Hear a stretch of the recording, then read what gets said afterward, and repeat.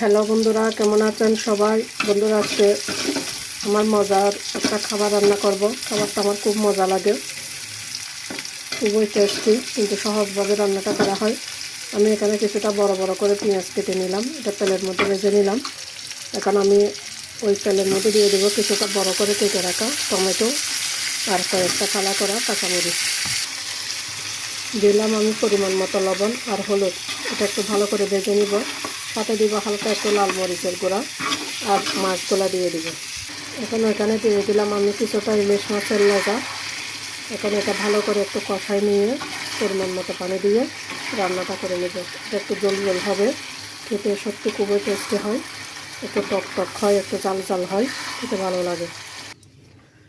আমি অনেকটা পানি দিয়ে দিলাম, এটা রান্না হতে হতে একটু কমে যাবে। যেহেতু ইলিশ মাছ রান্না করতে বেশি সময় লাগে না, তাও আমি একটু সময় দিলে রান্নাটা করে নেব। এটার ঝোলটা খেতে খুবই টেস্টি হয়। বন্ধুরা, ভিডিওটা কেমন লাগলো কমেন্টে লিখে জানাবেন। নমস্কার বন্ধুরা।